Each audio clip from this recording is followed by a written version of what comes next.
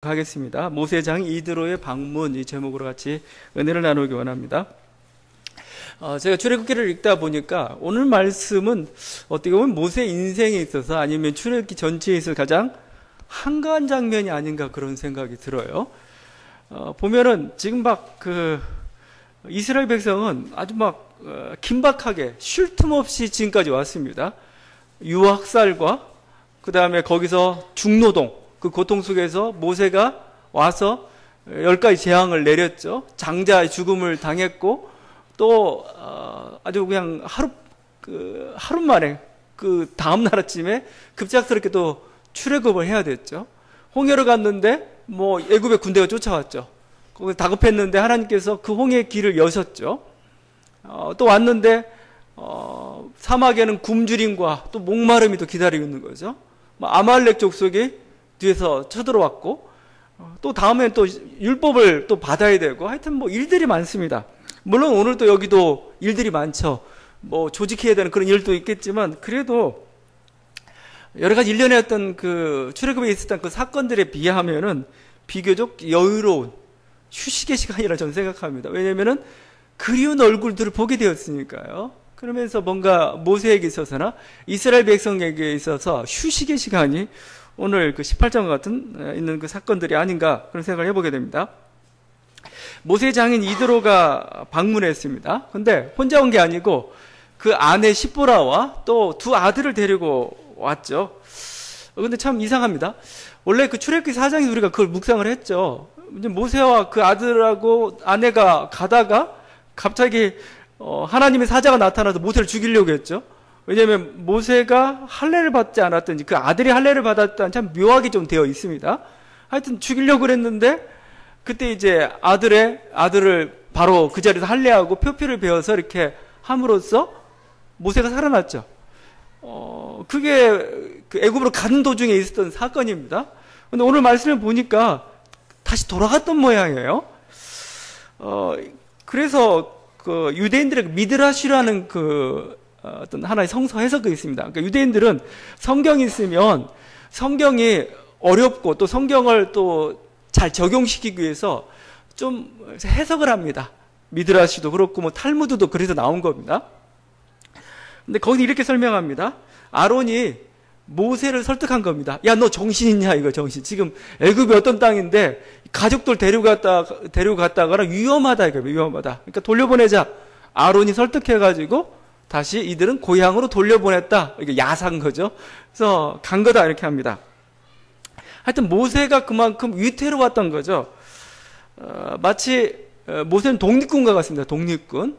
애굽이란 땅에 적진에 들어가가지고 이제 독립운동을 해야 되는데 자기 몸도 이렇게 건사하기 힘든데 가족까지 데려가면은 정말 힘들죠. 자기가 고통스러운 건 이겨낼 수가 있어요. 그런데 가족에게 위해가 간다든가 고통스러우면 참 견디기가 어려운 게 인간인 거죠. 사도 바울이 홀몸으로 선교했던 이유도 여기에 여러 가지가 있지만 그 중에 하나가 이거일 수도 있겠다는 생각이 들어요.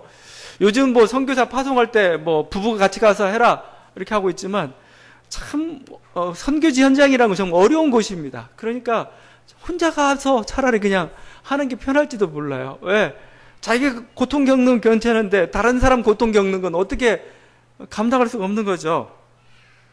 하여튼 여러 가지 것들 그 어떤 상황 때문에 하여튼 가족들 함께하지 못했던 것 같습니다. 근데 이런 어떤 그 모세의 배려였는지 하여튼 그 결과 어떻게 됐느냐. 역사 현장에 가족이 함께하지 못했어요. 지금 막 온 민족이 같이 고난을 겪고 있죠. 어려움을 겪고 있죠. 그리고 또 그 가운데 또 하나님의 어떤 능력과 은혜가 나타나고 있는데 모세를 제외하고 나머지 가족들은 거기서 제외가 되었던 거죠. 안전할 수는 있었지만 하나님의 역사 현장 속에서는 그들은 소외되었고 지금 없었던 것이죠. 그 모세의 두 아들의 이름이 거기 게르솜과 엘리에셀이죠. 게르솜이라는 이름은 내가 이방에서 객이 되었다 이런 뜻이고 엘리에셀은 하나님이 나의 도움이시다 이런 뜻입니다. 그러니까 굉장히 신앙적인 이름이고 모세의 어떤 아버지의 어떤 정신과 삶을 담고 있는 그런 이름입니다. 게르솜과 엘리에셀. 근데 재밌는 게 이 두 아들이 그동안 어떻게 되었냐 이거예요. 그 이후에 어떻게 되었느냐 이거예요. 두 아들을 찾기가 어려워요. 어떻게 됐는지. 그냥 평범한 가문이 되었습니다. 평범한 가문. 이들이 이스라엘의 위대한 지도자가 됐던 것도 아니고 제사장에 올랐던, 제사장 반열에 올랐던 것도 아니고, 제사장은 아론의 자식들이 다 차지하게 되었던 거죠. 왜 그랬을까? 성경을 안 밝히는데 제가 묵상하다가 이랬을 수도 있겠구나 생각이 들었어요. 그럼 뭐였었냐면은 이들이 그 역사 현장에 있지 않았다는 겁니다. 고난을 함께 하지 않았어요. 그냥 그 순간에 그냥 안전하게 그냥 그 미디안 땅에서 이렇게 편안하게 피신해 있을 수는 있겠지만 그 고난의 현장, 역사의 현장, 하나님이 지금 운행하시는 그 현장에 함께 하지 않았어요. 결정적으로. 그럼 뭐요? 영광도 없는 겁니다.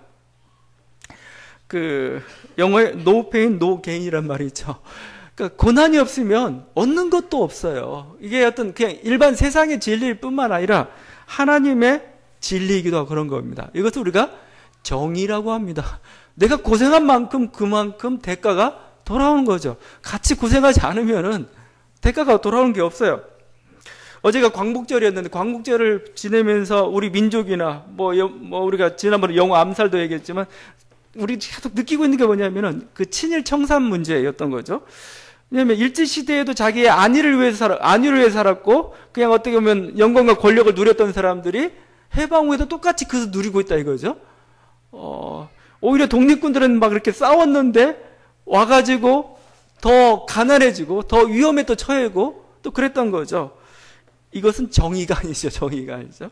그러면 누가 민족을 위해서 희생하겠어요? 아니죠. 그러니까 이게 청산되지 않는 그것 때문에 우리가 좀 여러 가지 안타까움들을 가지고 있고 민족사의 비극이라 얘기하고 있는데, 성경은 좀 정의롭습니다.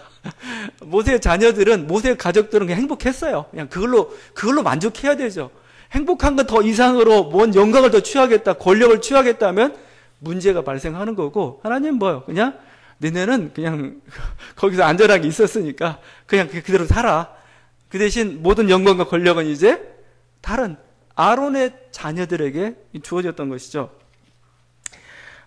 이게 어떻게 보면 제가 좀 이렇게 보면서 느꼈던 바이기도 하고, 이건 어떻게 보면은 뭐 신약체도 마찬가지입니다. 자기 십자가를 지고 나를 조추라라고 하셨습니다. 그 십자가를 지고 조춘 사람에게 하나님께서 하나님의 놀라운 영광을 보여주시는 거죠. 그게 이 땅에서만이 아니고 저 하늘의 영광은 그들에게 주어지는 거죠. 여러분이 하나님을 믿으면서 편안하게 살았어요. 그러면은 천국에 들어가서 조용히 계세요. 그냥 나 이쪽에 그냥 조용히 집 짓고 살겠습니다. 이렇게 해야지. 천국에 나도 막 큰 소리 뻥뻥 치면 안 되죠. 천국에서 뻥뻥 치는 사람들도, 큰 소리 치는 사람들은 고난을 겪었던 사람들, 그리스도를 위해서 어렵게 살았던 그들이 대접을 받고 또 그들이 인정을 받아야 그게 또 정의로운 거 아니겠습니까? 여러분 그냥 여기서 잘 살았으면 천국에 간 것만으로 여러분 기뻐하시고 그냥 감사하시고, 아니 그냥 전 짜부라져 있어도 괜찮습니다. 그죠? 고난이 없으면 영광도 없는 겁니다. 하여튼 어찌됐든 이게 처자식들이 이렇게 왔습니다. 와가지고 이제 기뻤죠. 너무나 반갑고 그랬습니다. 근데 모세는 처자식에 별로 관심이 없었나 봐요. 오히려 장인 어른이죠. 이드로에게 그렇게 관심이 많아요. 굉장히 이드로의 방문을 굉장히 즐거워하고 기뻐하고 말끝마다 장인합니다. 그래서 여러분 그 18장인데 장인이라는 단어가 몇 번 나오는 줄 아세요? 13번 나옵니다. 13번. 장인. 그러니까 뭔가 장인은 마치 그 친한 벗처럼 뭔가 너무 좋은 겁니다, 이게. 이후에 처자식들은 더 이상 나오지도 않아요. 그러니까 제가 이제 어떻게 보면 모세가 미디안 땅에서 40년 동안 이렇게 목자 생활을 했죠. 근데 가장 그때 의지가 되었고 힘이 되었고 어떨 때는 벗처럼 지냈던 게 이드로가 아니었던가, 장인이 아니었던가, 항상 위로해주고 뭔가 소망을 심어주고 했던 게 바로 그 장인이 아니었던가, 그런 생각이 좀 들어요. 그런데 막 오자마자 넓적 절하고 열렬한 환영을 하고 있습니다. 마치 그 공자에서 그러죠. 공자 제일 첫 권이 학이 시습지면하고 나오죠. 배우고 때로 익히면 얼마나 기쁘지 아니한가. 그러면서 두 번째 나오는 게 벗이 있어서 멀리서 자기를 이렇게 찾아오면 그것 또한 기쁘지 아니한가 이거죠. 옛날 선비들은 정말 벗과의 사귐을 즐거워했습니다. 왜냐하면 그냥 나와서 뭐 수다만 떨었겠어요? 아니죠. 와가지고 그냥 학문적인 얘기부터 해가지고 여러 가지 그동안 하다 보면 정말 일단 답답했던 마음도 풀려지고 그랬을 겁니다. 장인이 바로 그런 역할들을 했던 것 같습니다. 그러니까 열렬히 환영하면서 이렇게 왔던 것이죠. 자, 그런데 이 장인을 미디안의 제사장이라고 합니다. 미디안의 제사장. 이 미디안의 제사장인데 그렇다면 하나님을 섬겼던 제사장이냐 이거예요. 이 장인이라는 사람이. 좀 애매합니다. 지금 우리가 여호와 신앙이라는 것은 지금 모세도 처음 여호와 이름을 알았어요. 그러니까 아마 이 미디안 제사장이라고 했으면 아마 우상을 섬겼던 제사장이든지 아니면 최대한 우리가 좀 봐준다 할지라도 여러 신 중에 하나인 여호와와 함께 여러 신들을 섬겼던 제사장일 수도 있습니다. 하여튼 정체가 좀 묘해요. 자, 그런데 그 미디안 제사장이었던 사람이 어떻게 됐는가 이겁니다. 오늘 말씀대로 하나님을 찬양하는 사람이 되었습니다. 10절이죠. 이드로가 이르되 여호와를 찬송하리로다. 너희를 애굽 사람의 손에서와 바로의 손에서 건져내시고 백성을 애굽 사람의 손 아래에서 건지셨다. 다시 한번 하나님의 역사를 이렇게 되새기면서 놀라운 일을 행하셨다 하면서 하나님을 찬양합니다. 그럴 뿐만 아니라 신앙 고백까지 하죠. 11절입니다. 이제 내가 알았도다. 여호와는 모든 신보다 크심으로 이스라엘에게 교만하게 행하는 그들을 이기셔도 신들 중에 가장 뛰어난 신이다. 어떻게 보면 이 사람이 할 수 있는 최상의 신앙 고백이라고 할 수가 있죠. 우리는 유일하신 하나님뿐입니다 하지만 이들은 다신론 사회 속에서 여호와 하나님이 최고의 신입니다. 지금 고백하고 있습니다.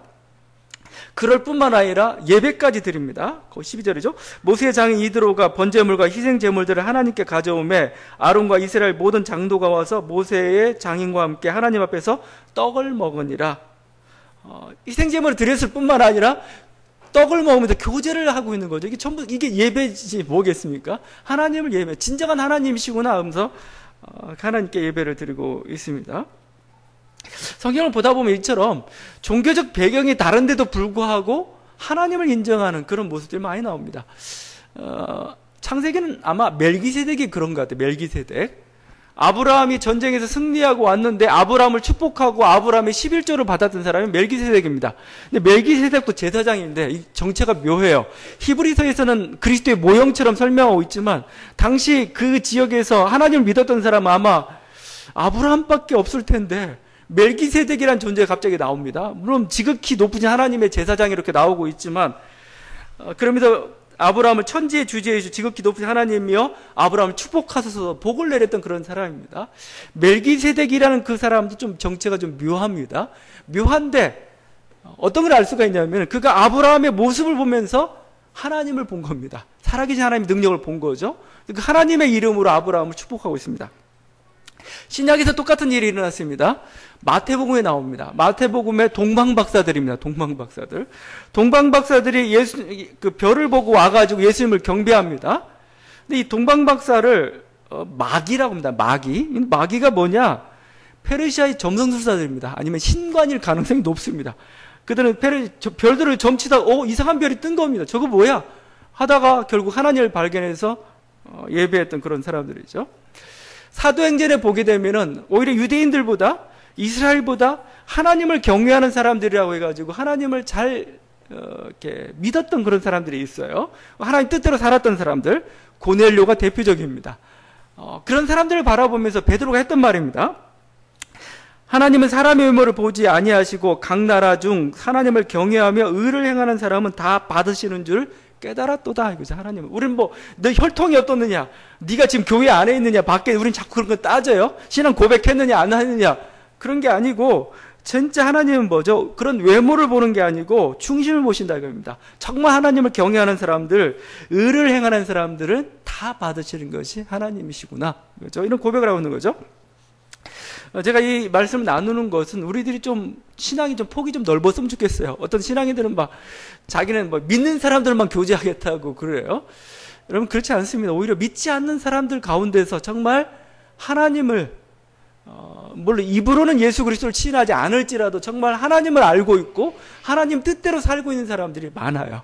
여러분 우리들 그 귀를 또 그런 어떤 귀를 열어놓고 그 교제에 같이 좀 참여할 수 있길 바랍니다. 너무 크리스찬들이 배타적일 때가 있습니다. 항상 그래서 무슨 일을 하더라도 앞에 그리스도적, 그리스도, 아니면 기독교, 이런 게 안 들어가면, 신앙, 이런 게 안 들어가면 막 불안해요. 의심합니다. 저게 하나님이 없을 것 같다고. 여러분, 우리가 좀 더 담대함을 좀 가질 필요가 있습니다. 하나님은 천지의 주제시란 말입니다. 하나님은 세상을 이끌어가시는 우리 하나님이십니다. 우리가 그 하나님을 믿고 있다면은 교회뿐만 아니고 교회 밖에 하나님도 활동하시고 계시고, 그러다 보니까 그 속에서 하나님을 만나는 사람들이 있어요. 하나님을 어렴풋하게 붙잡은 사람들이 있습니다. 교회란 건 결국은 뭐예요? 저는 항상 마태복음 보면서 느끼는 거지만, 동방방사는 어렴풋하게 하늘의 별을 보고 왔지만, 하늘의 별이 정확히 베들레헴을 가리키고 있다고 성경을 통해서 가르쳐 준 것은 유태인들이었습니다. 이스라엘이었던 거죠. 교회 역할은 그겁니다. 교회에 잘난 게 뭐예요? 하나님 말씀을 받았다는 겁니다. 우리가 하나님 말씀을 소유하고 있다는 거죠. 그러나 여기서 그치면 안 되죠. 이 하나님 말씀을 순종하는 게 중요한 겁니다. 그 당시에 마태복음, 예수님 태어나던 그 당시에 성경을 알았던 사람들은 성경은 가지고 있었지만 순종하지 않았어요. 경배하러 가야 되죠. 경배하러 가지 않았습니다. 성경을 가지고 있지 않았지만 그들은 뭐예요? 동방박사들은 가서 경배했어요. 누가 옳으냐 이거예요. 누가 하나님의 뜻대로 행한 사람이냐 이거예요. 우리 좀 눈을 좀 열어서 좀 교제권을 좀 넓히고, 또 우리들의 신앙의 틀들을 너무 완고하게 좀 잡지 말고 좀 이렇게 넓게 볼 수 있기를 바랍니다. 이드로는 그런 사람이었습니다. 어떻게 보면은 이방의 우상의 제사장이었을지도 모릅니다. 그러나 모세를 통해서 이제 점점 더 정말 살아계신 분이 누군가를, 하나님이 누군가를, 진리가 무엇인가를 깨달아갔던 것이고, 결국 이렇게 신앙 고백까지 이르렀던 사람, 이게 바로 이드로였다고 볼 수가 있을 겁니다. 자, 신앙적으로는 모세가 도움을 줬습니다. 그러나 모세 또한 도움을 받고 있죠. 오늘 말씀에서. 그 다음날 일어나 보니까, 모세가 하는 일을 보니까 좀 가관인 겁니다. 이제 재판을 하는데, 지금 지금 사람들이 엄청나게 많죠. 근데 모세가 일일이 그 한 사람 한 사람들을 재판하고 있는 겁니다. 이 재판한다. 그 단순히 어떤 사법적인 것만 생각하면 안 되는 겁니다. 행정적인 거고 모든 게 다 관련되어 있는 겁니다. 사사들이 했던 일, 이러면 사사기에서, 사사가 재판관입니다. 재판관. 실제적으로. 여러 가지, 민사나 형사나 아니면 행정이나 그 모든 걸 다 총괄해서 하는 게, 모세가 했던 일인데, 모세한테 전부 자문을 받으러 오는 겁니다. 그러니까 한 사람 한 사람씩, 처리하다가 만약에 이렇게 답이 안 떨어지면 기도하러 가야 될 거 아니에요. 하나님 뜻을 묻고 또 하다 보니까 도무지 줄이 줄어들지 않고 일은 해결되지 않고 막 이런 겁니다. 네, 그러니까 그 모습을 바라보면서 이런 평가를 내립니다. 이드로가 18절이죠. 너와 함께한 이 백성이 필경 기력이 쇠하리니 일이 내게 너무 중함이라 네가 혼자 할 수 없으리라. 너 그러다 탈진한다. 그렇게 하루 종일 일만 하다가는 너 탈진한다 이겁니다. 좀 지혜롭게 해. 지혜롭게 하자면 너 쓰러지고 마라. 결국 일도 제대로 못한다는 거죠. 지혜롭게 하는 건 뭐예요? 조직을 좀 갖춰라 이겁니다. 조직을 제대로 갖춰야 일도 효율적으로 되고 너도 번아웃 되지 않아. 탈진하지 않아. 이런 거죠. 그래서 이제 이드로의 조언대로 거기 1000부장, 100부장, 50부장, 10부장을 세운 겁니다. 그러니까 10명의 대장, 아니면 10명의 재판관이 10부장인 겁니다. 50명의, 100명의, 또 1000명의 재판관, 군대 조직이랑 사실은 마찬가지입니다. 여기 재판만 하는 게 아니고 모든 행정까지 다 한다고 여러분 생각하면 됩니다. 그래서 이 오합지졸과 같은 그 이스라엘 백성이 일사불란하게 하나의 했던 군대 조직으로서 이렇게 거듭날 수 있도록 하나의 조직적인 그것들을 해내는. 그래서 이드로는 어떻게 보면은 동양에서 이렇게 한신과 같은 사람 역할을 하고 있어요. 한신. 여러분 초한지에 보면 한신 있죠. 유방 한고조를 도와가지고 통일을 했던 그 위대한 어떻게 보면은 대장이라고 할 수가 있죠. 대장입니다. 근데 한신하고 유방하고 처음 만났을 때 재미난 게 있습니다. 재미난 게 그겁니다. 유방이 이래요. 너 유방아 한신한테 물어봐요. 이제 한신인지 아주 그냥 허름한 농부처럼 보이고 막 그런 사람이었는데.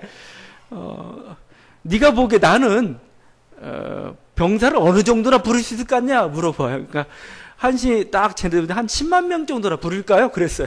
약간 화가 났어요. 예, 뭐 중국은 뭐 엄청난 군대들이지 항상. 너는 얼마나 부릴 수 있는데? 하니까 한신이 했던 유명한 말이 있습니다. 다다익선입니다. 다다익선. 많으면 많을수록 좁습니다. 100만도 가능합니다. 얘기합니다. 그러니까 유방이 화가 났어요.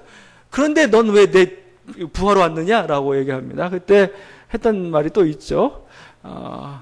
폐하는 10만 명을 부르는데 장수 10만 명을 부립니다. 이거죠. 그러니까 이런 거죠. 유방이 모두를 다 관할할 필요 없잖아요.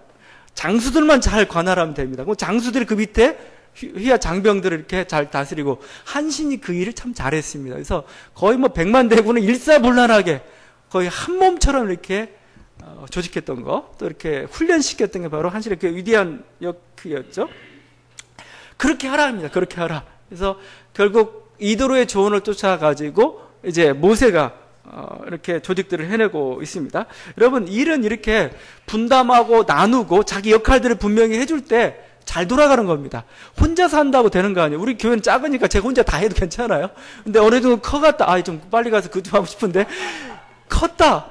만약에 이게 100명이다, 1000명이다. 그러면 이런 식으로 하면 안 됩니다. 이런 식으로 하면 안 되죠. 그냥 조직적으로 움직여가야 되는 거죠.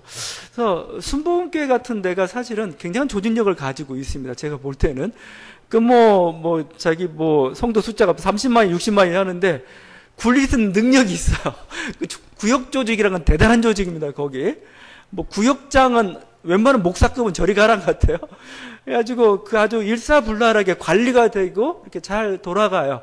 그래서, 교회, 이쪽 여러 가지, 성장 세미나나 이런 것들을 하시는 분, 세계적으로 조영규 목사님의 그 구역 조직을 연구하는 그걸 하나의 모델로 이렇게 삼는 그런 것도 참 많이 있습니다. 이런 여러 가지 분담해야 됩니다. 그래야 바로 효율적이 되는 거죠. 혼자 감당한다고 해서 되는 게 아닙니다. 자기가 해야 될 역할들이 있고, 그 나머지 역할들은 또 그 밑에 사람한테 맡기고, 그래서 이렇게 착착착 해서 그렇게 하다 보면 수많은 사람들도 이렇게 다스릴 수가 있는 것이죠. 일을 나눈다는 것, 협력한다는 건 대단한 겁니다. 우리가 그때 나오는 게 시너지 효과죠. 나 혼자 일할 때보다 함께 할 때. 그래서 요즘은 회사에서도 어떤 그 팀워크를 강조하잖아요. 어떻게 그 시너지 효과를 가장 잘 내는가. 그래서 어떤 사람들은 너무 개인적인 사람들은 좀 억울할 때가 있어요. 나는 혼자서는 잘하는데. 근데 혼자서 잘할 수 있는 건 역량이 있어요. 한계가 있어요. 그 팀으로서 얼마만큼 잘 해낼 수가 있느냐. 왜 이 시너지 효과라는 건 대단한 겁니다. 어떤 분이 연구하면 이런다는 겁니다. 강목이라는 게 있죠. 강목. 두께 2인치짜리 폭 4인치짜리 강목 하나가 있는데 이게 167kg을 견딘다고 합니다. 하중을. 이 두께가. 만약에 두 개를 겹쳐놓으면 어떻게 될까요? 167의 2배인 334kg을 견딜 수 있겠죠? 그런데 이 강목 두 개를 겹쳐놓을 때 접착제로 발라놓고 못으로 박아놓으면 얼마를 견디는 줄 아세요? 2212kg을 견딜 수가 있습니다. 10배입니다. 10배. 그러니까 하나는 부러지는데 두 개를 이렇게 다 완전히 겹착시켜 놓으면은 이게 10배의 효과를 가져다 준다는 거죠. 이게 시너지 효과라는 시너지. 어떻게 우리들이 시너지 효과를 가장 잘 내는가. 이게 어떻게 보면, 왜냐면 그게 더 많은 일을 해낼 수 있기 때문에 그런 것이죠. 여러분, 저희들도 이제 교회 운영위원회를 우리가 만들었죠. 그래서 저 혼자 하다 보니까 거기서 거기에요, 항상. 이제 여러분이 대표들을 이제 같이 전부 4명을 다 뽑아서 같이 함께 하나의 운영위를 구성했죠. 그러니까 운영위를 구성했는데 여기서 시너지 효과가 안 나오면은 말짱 도루묵이겠지만 여기서 여러 가지 같이 생각이 나오고 또 함께 있으면 힘도 나기도 하고 그래요. 그러면서 여기서 하나님께서 주신 그 지혜, 어떤 그 일들, 또 어떤 비전들을 만들어내가고 일을 해내고 이게 사실은 굉장히 중요한 겁니다. 함께 하는 게, 혼자 하는 게 아니고 함께 하는 것. 그래서 어느 정도 목표를 우리들에게 주고 있느냐. 여러분, 교회가 굉장히 은혜로만 굴러가는 그런 공동체 같죠? 그렇지 않습니다. 굉장히 조직을 좋아합니다. 조직적인 걸 좋아해요. 심지어 신약에서는 교회를 그리스도의 몸이라고 합니다. 몸이죠, 몸.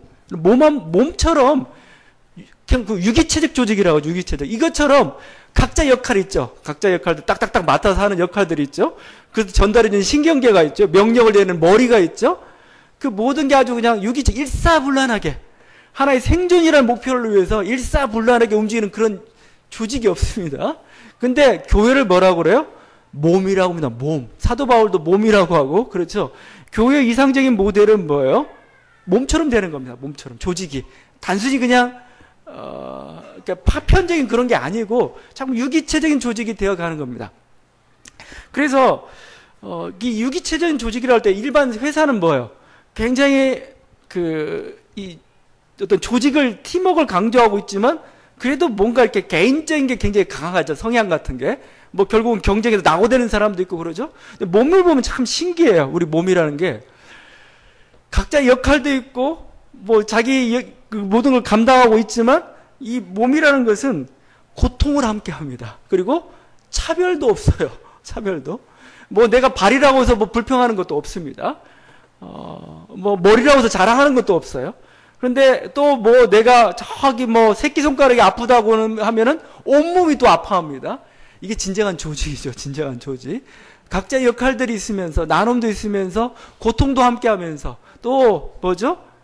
차별도 없는 그런 모습. 그러니까 어떻게 보면 정말 어떤 그런 이상적인 공동체지만 교회는 어떻게 보면 그 목표를 향해서 나아갈 정도로 조직에 좀 필요한 게 바로 교회입니다. 왜? 그래야 가장 효율적입니다. 효율적. 가장 좋은 결과, 최상의 결과들을 내어놓을 수 있기 때문에 그런 것이죠. 이를 나누는 것은 또한 단순히 효율성뿐만 아니고 이건 긍정적인 의미죠. 다른 어떤 의미로 따진다면은 독재를 막기 위해서입니다. 독재죠. 왜냐하면 한 사람에게 일이 집중이 되고 권력이 집중이 되면 독재입니다. 근데 정치학에서 가장 절대적인 명제 중 하나가 있습니다. 절대 권력은 절대 부패합니다. 절대 권력은 절대 부패한다. 이럴 뿐만 아니라 우리는 성서적으로 그래. 성서적으로 뭐냐면 한 인간이라는 존재는 뭐예요? 너무 나약합니다. 항상 죄에 넘어지기 쉬운 존재입니다. 근데 이 죄에 넘어지기 쉬운 존재한테 권력을 줘봐요. 그 위험한 겁니다. 그 한 사람이 잘못되면 뭐예요? 전체 조직 자체가 잘못되는 거고 내가 권력을 주게 되면 나는 그 더 큰 위험에 노출이 된 겁니다. 더 탐욕과 또 뭐죠? 그 자기 어떤 편협된 잘못된 생각을 강요하게 되는 그런 것들이 자꾸 발생하게 되는 거죠. 하나님께서 바벨탑을 무너뜨린 이유가 있습니다. 바벨탑을. 따져보면 뭐 거기에서 바벨탑 우상숭배했느냐 물론 그런 경향도 좀 보여요. 그렇지만 바벨탑이라는 건 결국 뭡니까? 인류가 하나의 권력체계를 형성해가지고 그런 거면 흩어짐을 면하자 해서 만든 게 바벨탑 아니겠습니까? 하나님 뜻은 뭐예요? 흩어버리는 것이었습니다. 흩어버리는 거. 약간 좀 맞지 않는 것일 수도 있겠지만 이를 나누는 이유는 뭐냐면은 오류를 줄이기 위해서입니다. 오류를 줄여야 되죠. 한 사람은 잘못할 확률들이 많은 겁니다. 그러나 여러 사람이 모여있으면 뭐예요? 한 사람이 넘어졌을 때 다른 사람이 이렇게 세워주면 되는 겁니다. 그러면서 서로 협력하면서 가는 거죠. 여러분 우리 장로교라는 게 얼마나 좋은 제도인지 몰라요? 장로교가 결국 뭡니까? 민주정치의 꽃입니다. 대의정치죠. 예. 성도들 중에서 장로들을 이렇게 선출해서 그들이 당회를 구성하고 당회를 통해서 모든 어떤 교회 정책들이나 중요한 사안들, 치리 문제들을 다 감당하게 한 거죠. 옛날 같으면 어떤 줄 아세요? 감독이나 교황이, 그러니까 목사 혼자서 다 좌지우지했던 그런 체제였습니다. 근데 그걸 허락하지 않은 거죠. 이제 장로단이 형성이 된 거죠. 그게 당회인 겁니다. 당회를 통해서 하나님의 일들을 감당하게 만드는 거죠. 왜냐하면 인간의 오류들이 그만큼 또 줄어들 수 있기 때문에 그런 것입니다. 그래서 여러분 우리 사회가 성숙해진다는 건 뭔가 조직의 힘이 살아있는 겁니다. 그 민주적이 되어 간다는 겁니다. 그 대장이 누구냐에 따라서 막 움직이는 그것은 별로 좋은 조직이 아닙니다. 막 변화가 심한 조직은 좋은 게 아닙니다. 이게 서로의 다양한 의사들이 결집이 되고 또 그게 하나의 시스템을 이루어서 이렇게 가는 것, 이게 좋은 조직이고 건강한 조직이라고 할 수가 있을 것입니다. 자, 이를 분담하는데 그 또 두 가지를 얘기합니다. 그냥 분담하는 게 아니고 두 가지인데 역시 뭐 우리들도 이렇게 많이 하고 있는 그것이죠. 그 모세에게 이렇게 얘기합니다. 20절이죠.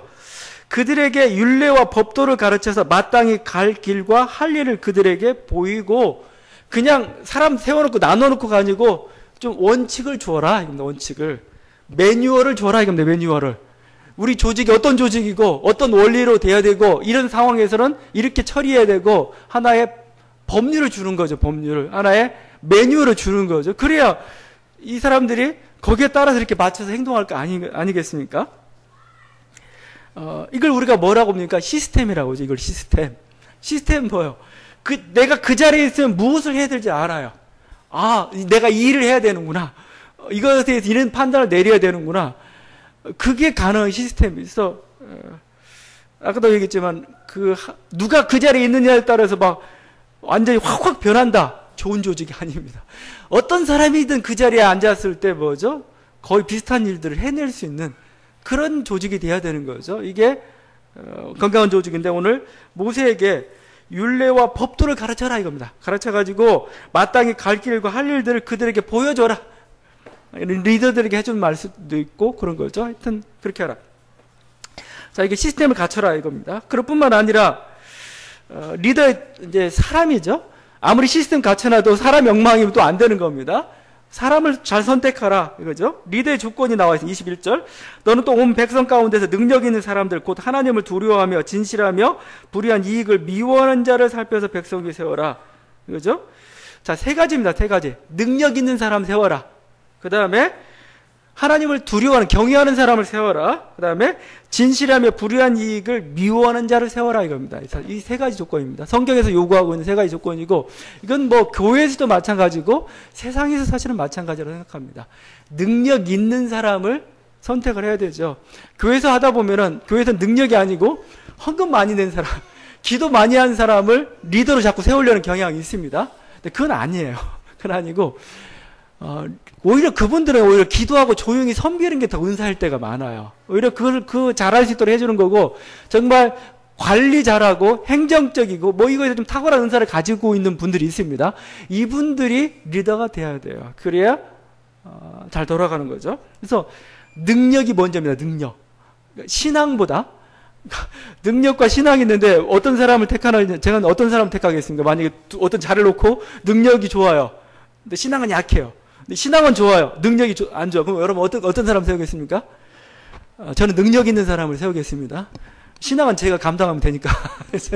근데 왜냐면 이 능력은 안 생겨요. 그냥 하나님 은사입니다. 하나님께서. 그래서 거기에 합당한 사람 세우고 그 다음에 하나님을 경외하는 사람, 하나님 신앙을 가지고 있는 사람, 결국 그래서 하나님 뜻이 무엇인지를 묻고 두려워하는 그런 사람을 세우고, 마지막으로 그 권력을 사사로이 이용하지 않을 그런 사람들을 선택해라 이거죠. 그러면은 된다. 그래서 이게 단순히 말뿐만 아니고 뭐 이드로가 뭐 바로 갔다고 했지만 뭐 하루에서 될 일은 아니겠죠. 그걸 자꾸 조직화하고 훈련하고, 어떻게 보면 광야 40년이라는 결국 어떻게 보면은 그런 어떤 훈련의 시간이라고 할 수가 있습니다. 그래서 그들이 이스라엘 백성이 진영 체제를 갖추면서 그 광야를 행진하는데 정말 군대 같은 군대, 일사불란한 그런 행진들을 통해 가지고 사실은 그들이 하나의 한 몸으로서 이렇게 거듭나가고 조직화되는 그 과정들이 바로 광야의 훈련 기간이었다고 생각을 합니다.